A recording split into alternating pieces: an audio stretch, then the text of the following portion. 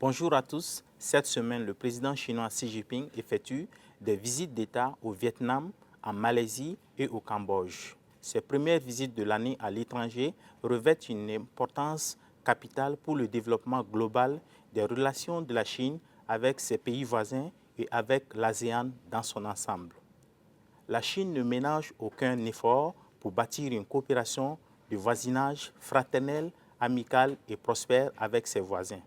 Elle prône les valeurs asiatiques de paix, de coopération, de solidarité, d'ouverture et d'inclusivité et une cohabitation respectant les intérêts de chaque partie. La diplomatie de bon voisinage de la Chine s'inscrit en droite ligne des idéaux des 5 principes de la coexistence pacifique. Le 28 juin 2024, lors d'une conférence commémorant le 70e anniversaire de la proclamation des 5 principes de la coexistence pacifique, le président chinois Xi Jinping a proposé de les faire rayonner dans la nouvelle situation, de construire ensemble une communauté de destin pour l'humanité. Les 5 principes de la coexistence pacifique sont d'une grande importance et inspirent la diplomatie de bon voisinage, la coopération entre les pays du Sud global et les relations sino-africaines. Dans le sillage des visites d'État du président chinois au Vietnam, en Malaisie et au Cambodge, nous allons échanger autour des sujets comme les 5 principes de la coexistence pacifique, le Sud global, les relations sino-africaines. Pour discuter de tous ces points, nous avons convié des personnalités d'horizons divers autour d'une table ronde. Notre premier invité est le professeur Isaac Bazier. Bonjour, professeur Isaac Bazier. Bonjour. Vous êtes professeur à l'Université du Québec à Montréal. Vous êtes également le fondateur de l'Institut des études afro-asiatiques et internationales Afrasie à Ouagadougou au Burkina Faso. Depuis quelques années, vous coopérez avec des universités chinoises dans le cadre de vos recherches. Notre deuxième invité est le professeur Darwish Koudori. Bonjour, professeur Koudori. Bonjour Karim. Vous êtes architecte et historien, docteur en histoire et professeur des études orientales asiatiques à la Faculté des Affaires internationales de l'Université Le Havre, Normandie, en France. Vous êtes l'initiateur et coordonnateur du réseau Esprit Bandung d'universitaires et d'activistes des mouvements sociaux et de solidarité internationale. Vous êtes également cofondateur de l'Institut Afrasie. Notre troisième invité est M. Wu Zessian. Bonjour M. Wu. Bonjour. Vous êtes très connu des téléspectateurs de CGTN français. Vous commentez régulièrement les actualités sur notre chaîne. Merci à tous d'avoir accepté notre invitation. Nous avons également des confrères africains qui ont apporté leur contribution par vidéo ou par écrit à cette table ronde. Il s'agit de Héribert Élisée Adjovi, responsable du magazine panafricain Le Label Diplomatique, président du caucus panafricain des journalistes, de Gérard Njoya, rédacteur en chef à l'Actu Chine-Cameroun, de Dimas Dikodo, directeur de publication du journal togolais Forum de la Semaine, de Fifi Solange Tangamou, journaliste du Forum des As en République démocratique du Congo, de Mamadou Siré Baldé, journaliste de Vision Guinée, de Karine Pierrette Zongo, journaliste de Fil Info au Burkina Faso, et de Fatou Ndiaye, journaliste du Sud Quotidien au Sénégal. 71 ans après la proclamation des 5 principes de la coexistence pacifique, la Chine a su en faire des valeurs essentielles dans sa coopération avec le reste du monde. Au-delà de la Chine, ces principes guident de grands ensembles régionaux dans leur volonté d'agir en toute solidarité face aux défis communs.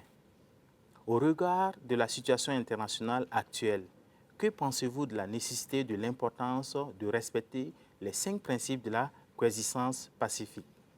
D'après vous, pourquoi ces 5 principes s'enracinent dans les esprits et deviennent encore plus puissants de nos jours? Professeur Bazier, à vous la parole. Je pense qu'il est urgent de rappeler ces principes.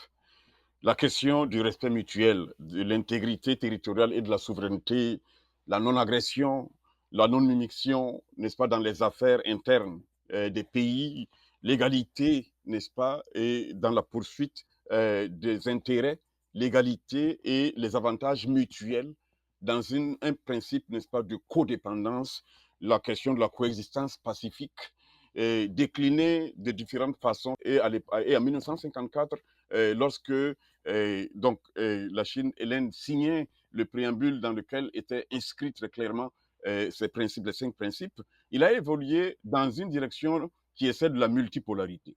Cette multipolarité qui nous sort de la dynamique dichotomique des 2 blocs contre lesquels d'ailleurs, ou en réaction face auxquels les pays qui ont fondé le mouvement des non-alignés ont dû réagir.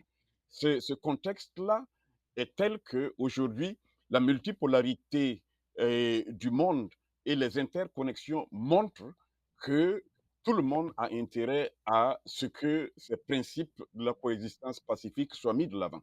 Merci, professeur Bazier, pour ces éclairages. Monsieur Wu, quelle est votre opinion sur ces 2 questions? C'est vrai qu'aujourd'hui, le monde a beaucoup évolué depuis la fin de la Deuxième Guerre mondiale, mais en même temps, nous faisons toujours face à de nombreux défis. Voilà. Nous devons encore surmonter beaucoup d'épreuves. C'est justement dans cette considération que le président Xi, vous avez mentionné, l'année dernière, il y a eu une conférence commémorative organisée à Pékin pour le 70e anniversaire du lancement des 5 principes de coexistence pacifique. Et à cette occasion, le président Xi a bien dit ceci, voilà, nous nous attendons à un avenir prometteur, mais nous devons faire face, nous devons relever de nombreux défis. Nous devons faire le choix entre la paix et la guerre, le choix entre la prospérité et la régression, le choix entre la solidarité et la confrontation. Je crois qu'aujourd'hui même, on est plus que jamais, vraiment, dans cette situation de choix. Parce que vous savez la circonstance actuelle. Il y a des pays qui veulent suivre une politique de rupture et de décourage sur le plan économique. Et sur le plan politique, certains pays suivent une politique du plus fort, qui veulent prendre le territoire des uns et des autres. Voilà. Donc, les 5 principes de coexistence pacifique sont aujourd'hui particulièrement valables pour bien gérer les relations internationales face à ce genre de menaces qui sont très présentes. Alors, du coup, nous devons toujours faire valoir les 5 principes de coexistence pacifique pour que les pays dans ce monde qui constituent finalement une communauté de destin malgré soi, parce que notre planète est unique. Nous vivons ensemble sur la même planète. Donc, nous sommes condamnés à vivre ensemble, en solidarité, en coopération. On ne peut pas se lancer dans des confrontations, dans des rivalités. Donc, avec les 5 principes de coexistence pacifique, nous pouvons nous opposer à l'hégémonisme, à la politique du plus fort, au découplage et de rupture, pour que notre monde puisse constituer effectivement une communauté de destin, ou une communauté d'avenir partagée, pour que tous les pays dans ce monde puissent vivre dans la paix avec un développement partagé. Merci, Monsieur Wu, pour tous ces détails. À présent, nous allons suivre l'intervention de Héribert Labelle Élysée Adjovi par vidéo. Se poser la question de savoir pourquoi les 5 principes de coexistence pacifique sortis de la conférence de Bandung ont marqué les esprits et les lois internationales, c'est aussi répondre à la question de savoir pourquoi le Forum sur la coopération sino-africaine, le FOCAC, 25 ans après, ont révolutionné les rapports de la communauté internationale vis-à-vis de l'Afrique. La diplomatie chinoise doit son succès aux principes de sincérité, de résultats effectifs, d'amitié et de bonne foi. Des principes qui sont en adéquation avec les 5 principes de coexistence pacifique sortis de la conférence de Bandung. Ce qui veut dire tout simplement, si les États, quelle que soit leur taille, se respectent mutuellement, respectent leur souveraineté et travaillent de concert à construire une communauté d'avenir partagée, on se retrouverait dans un monde de paix et de sécurité. Et la Chine, en la matière, en tant que deuxième puissance économique mondiale, donne l'exemple. Merci à M. Adjovi. Notre confrère Dimas Dikodo, directeur de publication du journal togolais Forum de la semaine, participe également à cette table ronde. Pour lui, ces 5 principes portés et défendus par la Chine ont eu un impact plus que capital dans les relations entre les deux peuples. Cela a permis le développement de plusieurs pays africains avec l'apport de l'expertise, de la technologie et du financement de la Chine. Et ceci dans le respect mutuel. Nous avons également Mamadou Siré Baldé de Vision Guinée qui pense que dans le contexte actuel du monde, marqué de plus en plus par des rivalités géopolitiques, les crises multidimensionnelles multiples et les tensions internationales, le respect des 5 principes de la coexistence pacifique est d'une importance capitale pour bâtir un ordre mondial plus équilibré, fondé sur la paix et la coopération entre les peuples. Baldé s'est dit convaincu que ces 5 principes ont joué un rôle crucial dans le renforcement des relations entre la Chine et l'Afrique en promouvant par exemple le respect mutuel, la non-ingérence et la coopération gagnant-gagnant. S'il y a bien une plateforme qui promet les idéaux des 5 principes, c'est bel et bien le Sud global. La coopération entre les pays du Sud global s'est renforcée au fil des années autour des 5 principes de la coexistence pacifique. Autour de ces idéaux, le Sud global a su imprimer une dimension multipolaire aux relations internationales. Certes, les penchants isolationnistes et protectionnistes et unilatérales continuent d'entraver la coopération internationale basée sur le respect mutuel et la consultation. Mais la voix du Sud global est plus que jamais audible sur l'échiquier mondial. Les pays du Sud global sont, avec en tête la Chine, les moteurs de la croissance économique mondiale.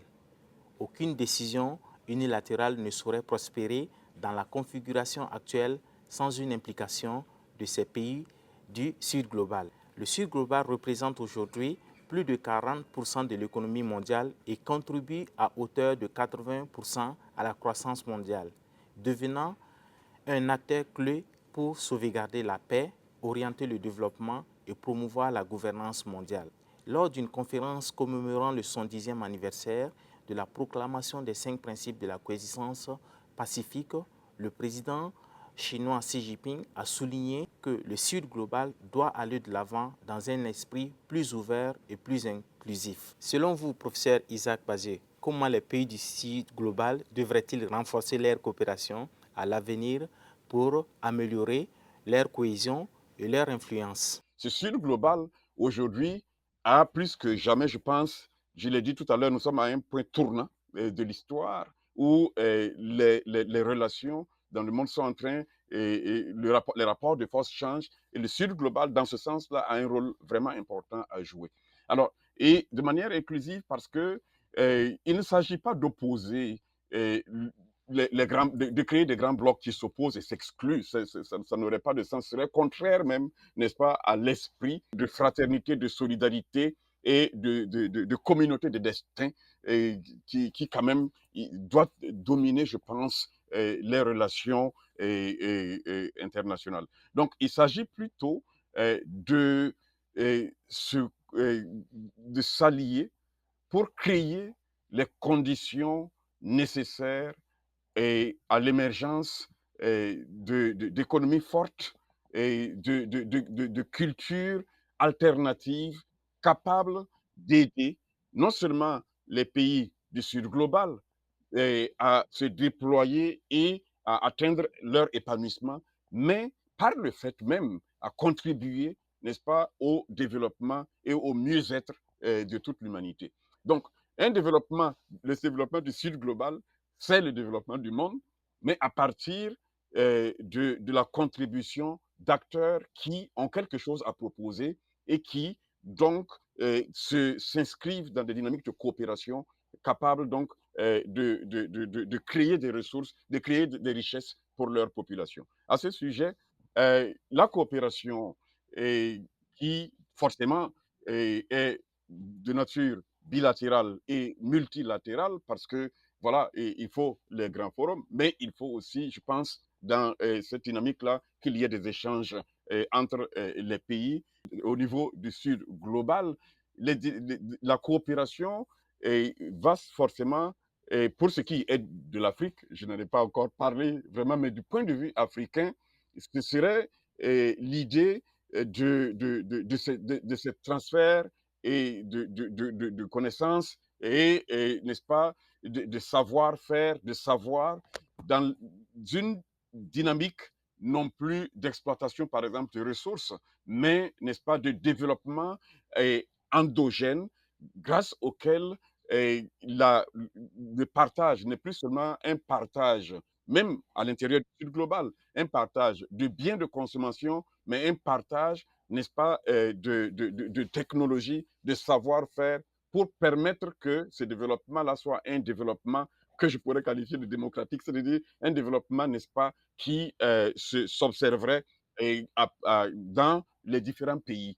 Parce il s'agit au fond d'améliorer la moyenne, n'est-ce pas, de tous, plutôt que d'avoir des géants qui vont, n'est-ce pas, impulser la dynamique et forcément s'exposer aux reproches d'une hégémonie qui se renouvellerait même à l'intérieur du Sud global. Donc, il s'agit d'une part de travailler avec les dynamiques locales au Sud, dans l'esprit d'une solidarité Sud-Sud, de travailler à promouvoir les programmes de développement endogènes.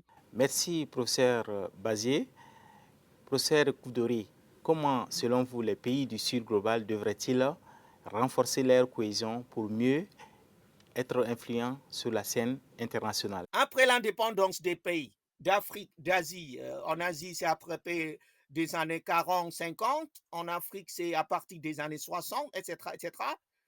Et il y a encore 5 points de domination qui sont dans le domaine de sciences et technologie, deuxième, dans le domaine de la finance, hein, l'institution financière et le système financier globaux, mondiaux. Troisième, domination dans le domaine d'information, de communication, de médias.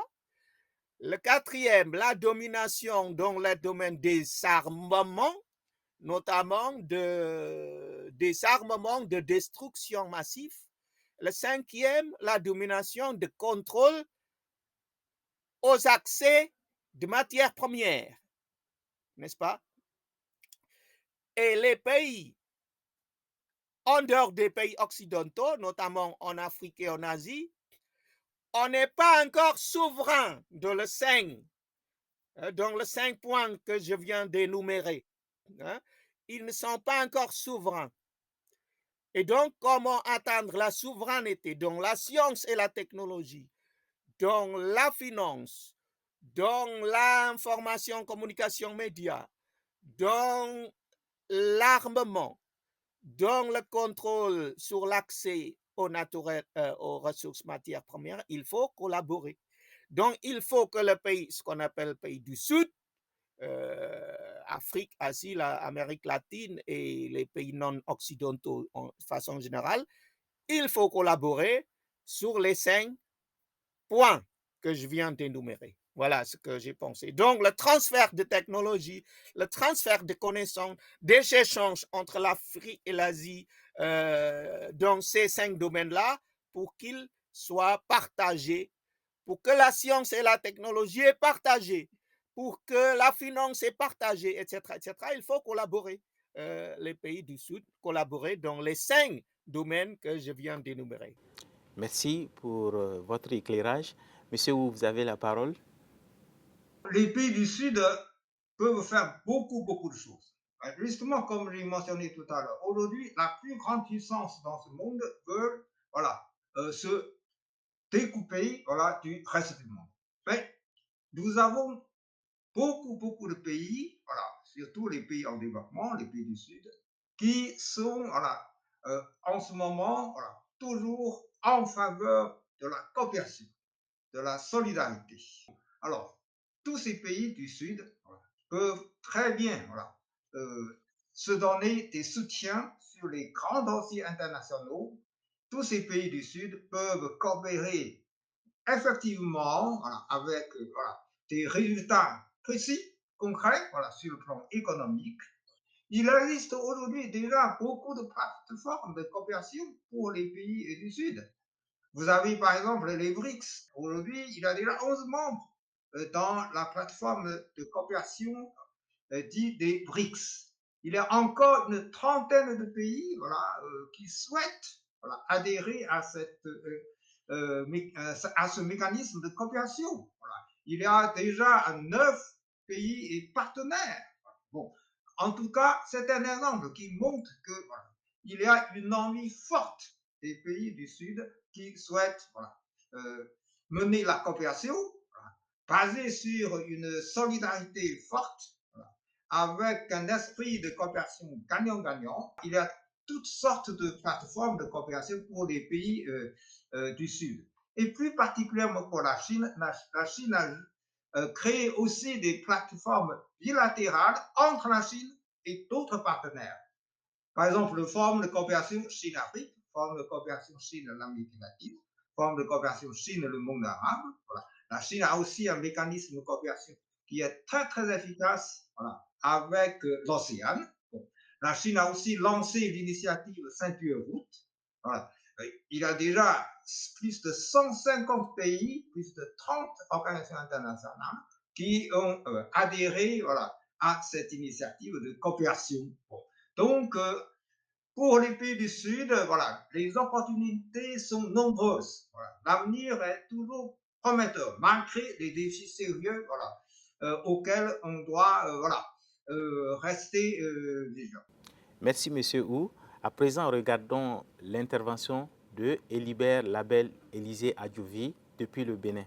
Et je suis d'accord avec le président Xi Jinping qui estime que par rapport à la situation nouvelle de géopolitique internationale, faite de crise économique, de crise sécuritaire, de crise sanitaire et même de crise civilisationnelle, il est très important que le Sud global alors fasse des propositions concrètes. Et en la matière, il faut saluer les propositions révolutionnaires, les propositions visionnaires du président Xi Jinping à travers les initiatives de développement global, de sécurité globale et de civilisation globale qui permettent vraiment d'avoir une communauté d'avenir partagée pour l'humanité. Je pense qu'il faut aller dans ce sens pour avoir la paix et la sécurité internationale tant désirées. Merci, Monsieur Adjouvi. Nous avons également notre consoeur Karine Pierrette Zongo depuis le Burkina Faso. Elle est journaliste à Filinfo. Pour elle, le Sud global doit s'appuyer sur ces 5 principes pour bâtir un ordre mondial plus équitable et multipolaire. Les nations africaines en particulier ont un rôle clé à jouer en renforçant leur unité et en défendant des principes diplomatiques clairs. Renforcer la cohésion entre les nations du Sud global est crucial pour peser davantage sur la scène internationale. Les organisations internationales et régionales et alliances stratégiques comme les BRICS, l'Union africaine, l'ASEAN ou le G77 jouent un rôle clé dans cette dynamique. Mais avant tout, l'Afrique en particulier doit savoir compter sur elle-même pour se développer et sortir du joug de la dépendance pour une vraie indépendance. Benjamin Courio, depuis le Burundi, dit que la Chine défend fermement les pays du Sud global et n'hésite pas à imposer son veto aux résolutions du Conseil de sécurité des Nations Unies qui perpétuent l'impérialisme colonial. Le principe de respect mutuel transparaît dans les discours officiels et les interventions de la Chine sur le continent africain. Notre consoeur Fifi Solange Tangamou du Forum des As en RDC soutient que les pays du Sud global doivent se soutenir à travers des plateformes comme la ceinture et la route, initiées par la Chine. Selon elle, des cadres de rencontres tels que le FOCAC, les BRICS sont des opportunités pour les pays du Sud global d'échanger, de partager afin d'avancer dans leur coopération. Dans le prolongement des relations entre les pays du Sud global, la Chine a su asseoir une coopération fraternelle, amicale, solidaire et exemplaire avec l'Afrique. À travers le Forum sur la coopération Chine-Afrique FOCAC, la Chine et l'Afrique ont su bâtir une relation de respect et de confiance mutuelle qui profite au développement des deux parties.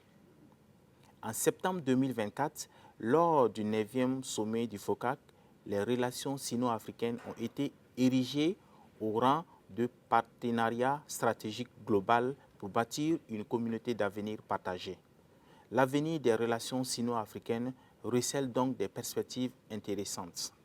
Au-delà des dispositions à bâtir des relations internationales apaisées et inclusives, cela n'empêche pas les vents contraires de souffler.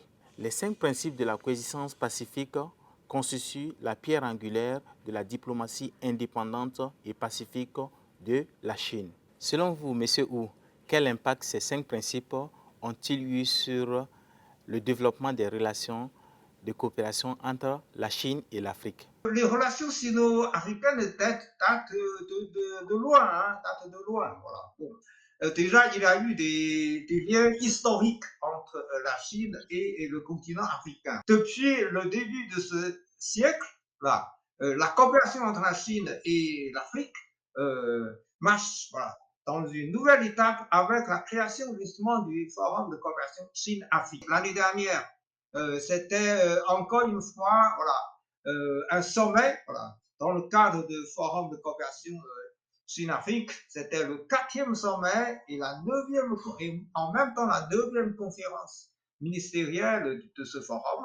Et tous les 3 ans, à ce genre d'occasion, la Chine et l'Afrique définissent la nouvelle étape de 3 ans de coopération, en même temps faire le bilan des résultats de coopération des 3 ans précédents. Bon, alors ça marche très très fort. Donc les 5 principes de coexistence pacifique restent toujours très importants pour la coopération sino-africaine. D'abord l'esprit d'égalité.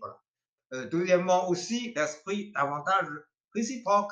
Ce ne sont pas des mots creux. Ce ne sont pas des idées, des principes, mais ce sont des choses qui se traduisent dans les faits. Il suffit de voir tous ces résultats de coopération, tous ces projets réalisés dans le cadre de coopération entre la Chine et l'Afrique. Vous avez par exemple le chemin de fer, Mombasa-Nairobi, le chemin de fer Addis Abeba à Djibouti.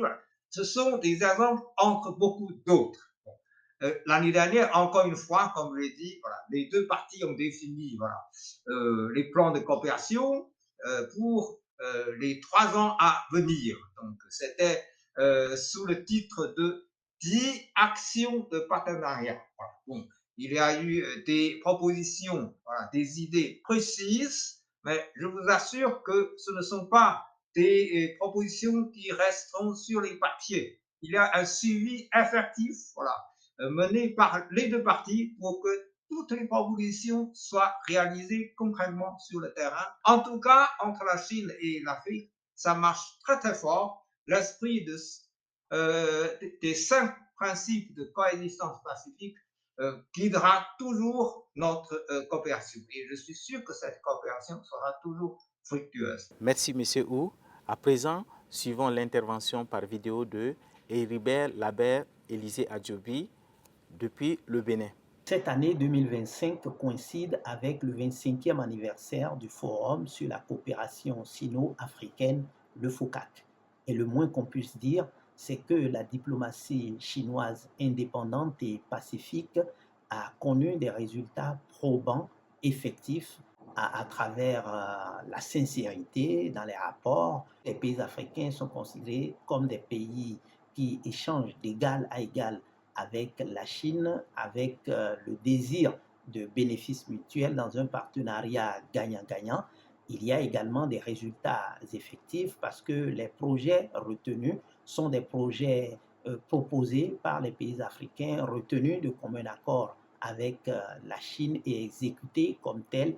Et même lorsqu'il y a des conjonctures qui interviennent en cours d'exécution des projets, les deux parties se revoient pour travailler dans un esprit d'amitié et de bonne foi pour la finalisation des 10 projets.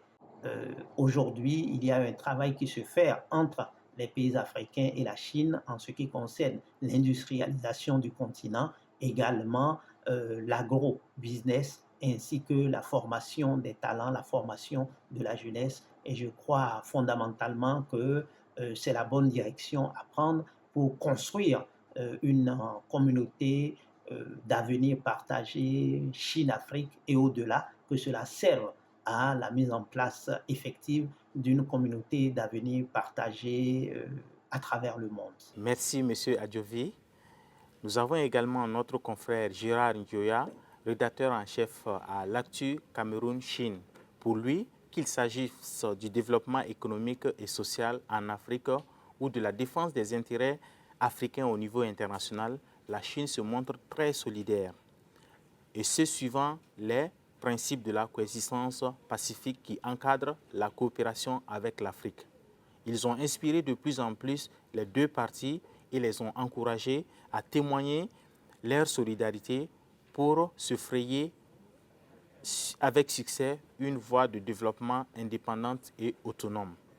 Notre consoeur Fatou Ndiaye, journaliste du Sud Quotidien au Sénégal, soutient qu'il est important de bâtir des relations basées sur la confiance et le respect mutuel.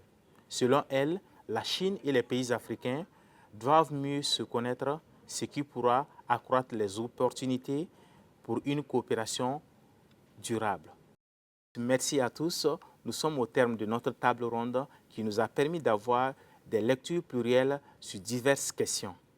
De tous les sujets abordés, la politique étrangère de la Chine s'inscrit pleinement dans la logique des 5 principes de la coexistence pacifique, du multilatéralisme, du respect de la souveraineté et du dialogue coopératif, reflétant ainsi profondément la vision commune d'un monde harmonieux et uni. C'est dire combien l'idéal d'un monde rassemblé autour des idéaux de la paix, de la coopération internationale fondée sur le multilatéralisme, la souveraineté, le dialogue et le respect mutuel est le souhait ardent de la grande majorité. En dépit des divergences qui peuvent exister, l'on ne devrait pas perdre de vue la communauté d'intérêts qui lie toutes les parties du monde. C'est en bâtissant des relations de bon voisinage et de convergence de vue sur les défis communs de l'humanité que l'avenir sera prospère et serein pour tous. L'avènement d'un monde de paix plus juste et plus inclusif est un combat de tous les jours. Encore merci à nos invités pour leur disponibilité. À la prochaine.